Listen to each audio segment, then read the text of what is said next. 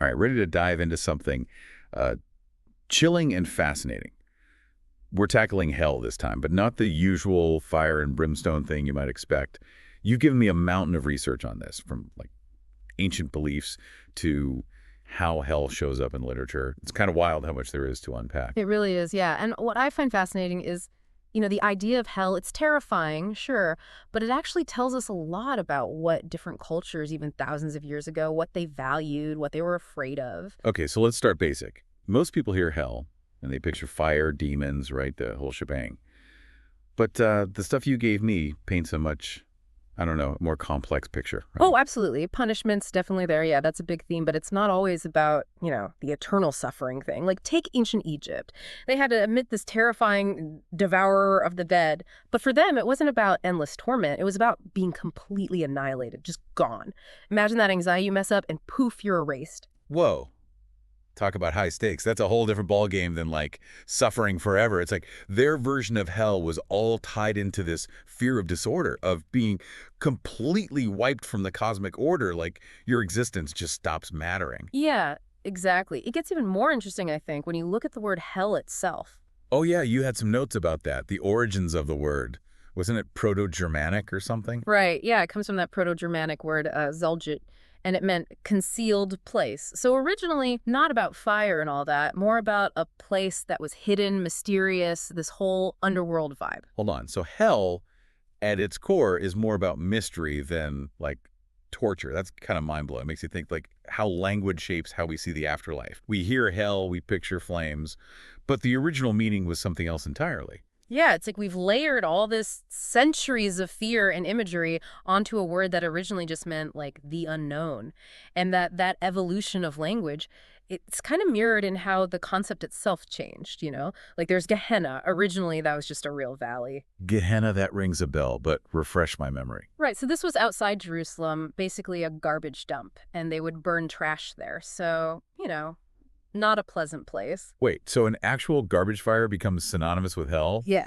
That's like such a vivid evolution of an idea, even if it's kind of disturbing. Right. It's like this burning trash, place of uncleanliness, that sensory experience. It starts to get linked to this abstract idea of punishment after death. You can see how a real place becomes loaded with all this spiritual meaning. And it's not always fire, right? Yeah. You found examples of hells that were freezing cold. Talk about a range of bad vacations. Totally. We fixate on the fire and brimstone thing, but there's this amazing variety in how cultures imagined hell. The Ainu people in Japan, for instance, they believed in an underworld that was cold and watery. Makes you wonder if, like their environment, they lived in a place that could be harsh, unforgiving, shaped their view of the afterlife. That's a really good point. Instead of fire, it's cold that represents suffering. Yeah, it's like each culture's version of hell, it reflects their deepest fears, just made real in the afterlife. Like whatever scared them most in life, that's what they imagined waiting for them on the other side. And speaking of chilling, even within Christian traditions, you've got Dante. Inferno, right. Satan trapped in ice, being frozen, unable to move, unable to escape. That's powerful, even without the fire. It's like there's this whole template of hell, but then each culture kind of customizes it, right? It's not like one size fits all suffering. Totally. And it gets even, I think, more interesting when you look at why these hells exist. What's the purpose? Is it just about punishment, or is there something more going on? That's a good point. I mean, we've talked about punishment reflecting like what a culture was afraid of, but the purpose of hell itself, what's it supposed to achieve? Well, in some beliefs, it's about maintaining order. Like ancient Egypt, right? You mess up, you're annihilated, gone, which for them kept the universe in balance. Right, so it's almost like their version of hell was there to make sure that chaos didn't take over. Yeah. That's not always about order, is it? No, not at all. Jainism, for example. Hell is a consequence, Yeah. but it's tied to karma playing out. So not some deity deciding you're damned forever. Your actions have consequences that continue even after you die. So less about a vengeful god, more about the universe kind of running its course. That's a very different way to see it. It is, and it shows how much variety there is. Even within Christianity, you have these debates about hell. Some believe in annihilation, the wicked are destroyed. Others, it's eternal torment. And these aren't small details, They show totally different ways of understanding God is God about justice, is God about mercy. It's like all these versions of hell. They're not just about the afterlife. They're about how we see good and evil, what's fair, all those big questions. Yeah. But it's not just what happens after we die, right? Mm-hmm. These ideas are also warnings, like be good or else. Oh, absolutely. These descriptions, the punishments, the suffering, it's a cautionary tale. This is what could happen, meant to scare people into being better. A cosmic reminder. Your choices matter. Not just now, but maybe in this whole other existence too. And those reminders, they play on our deepest fears. Uh-huh. Which brings us to, I think, one of the most fascinating things about hell, how it's depicted, the imagery. It's incredibly vivid and often terrifying. Totally.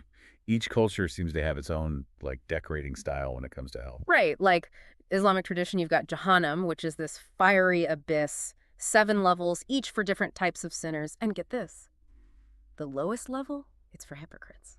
Like, those are seen as the worst, betraying trust and all that. 7 levels? Wow, that's a whole system. But it's not always physical torture, is it? Good point. A lot of these depictions of hell, they focus on the mental anguish, too. Isolation, despair, constantly being aware of your sins that can be just as bad as anything physical. It's like that myth, Sisyphus, right?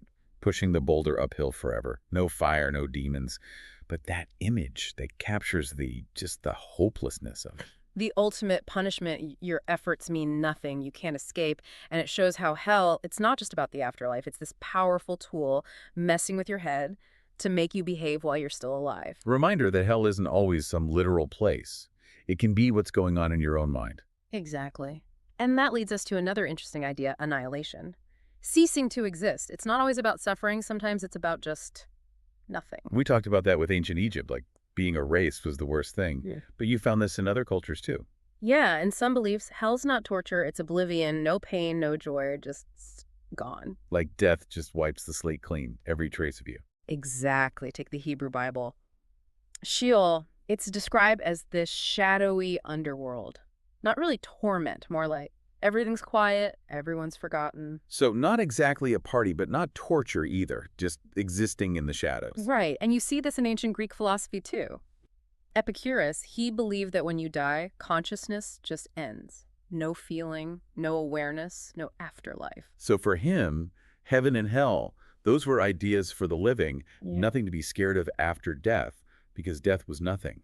Pretty bold for his time. It is, and it reminds us that these beliefs about hell, they're always changing. They're being reinterpreted, challenged within a culture across time. That's what's so cool about all this research. It's not just old dusty ideas. You've got modern takes on hell in here too, even some that are totally secular, not religious at all. Absolutely. Hell, even today, it fascinates us, scares us. It's become this really powerful metaphor for suffering, for despair. Totally. Like we say, that was hellish. We don't mean actual flames, right? It's the experience we're talking about. Right, that feeling of being trapped or tormented, and that's everywhere. Art, literature, everyday conversations. You included some great examples of that, like Sartre. Hell is other people. Man, what a line, right? It's like he's saying relationships, they can be this source of deep pain. We've all been there. Misunderstanding, arguments, feeling completely alone, especially with people we're supposed to be close to. Right, and Sartre, he captures that so well. Hell isn't a place, it's that feeling of being totally alienated. So sometimes the worst hells, we create them ourselves, right here, right now. It's grim, but it's true. But it also shows, like, we're capable of empathy. If we can be each other's hell, then we can also be something else, something better. I like that. It's a challenge to be more understanding, more kind. Exactly. These old concepts, even ones as dark as hell, they help us understand what it means to be human. It's like by looking at all these versions of hell, we start to get a better picture of what it means to be human, what we grapple with. It really is fascinating, and it makes you wonder, with all this talk about hell, what about the opposite? Where do all of these cultures put heaven in all of this? Right. Can't have one without the other, can we? It's like two sides of the same coin, good and bad, reward and punishment. Exactly. And just like with hell, ideas about heaven are all over the place. Some cultures, they get super specific, describing it as a real place. Like Dante's Paradiso, right? Levels, celestial beings, the works. It's like they're making a map of the afterlife, huh? Yeah, complete with landmarks. I'd love to see what those maps would look like for all these different cultures. Right, but it's not always about an actual location. For some, heaven's more of a state of being, like a spiritual thing, not so much a physical place. Less pearly gates, more like inner peace, that kind of thing. Exactly.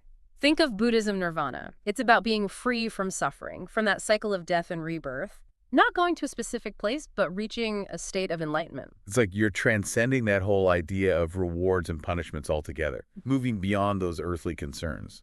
Right. And then there are some, like, mystical traditions where they'll say both heaven and hell are inside us already. They're symbols of our own internal states. Wait, so it's not some judgment after you die. It's about the choices you're making now, your state of mind while you're still alive. That's pretty intense. It is. Like, you have the power to make your own heaven or hell right now. It all comes down to what you do, how you think, your intentions. So it's not about what happens after you die. This whole exploration of hell, it comes back to us, right? Our choices, what we're scared of, what we think makes a good life. It's the big questions, right? The ones that don't have easy answers. Probably why we're still talking about them after all this time. Isn't that the truth? Even with all this research, all these different takes, it still feels like we're just scratching the surface. Makes you wonder if we're even meant to fully understand it. Heaven, hell, the afterlife, all of it. Maybe. Or maybe the point is the journey, you know? The searching for answers, the thinking it through, that's what matters. There's something to that. Because whether we believe in a literal hell or we see it as this metaphor for how much humans can suffer, these ideas, they're still shaping us. How we see right and wrong, the choices we make, how we understand the world. I think you've hit the nail on the head. And that's probably the biggest takeaway here. Well, folks, there you have it. Our deep dive into hell in all its fiery, thought-provoking glory.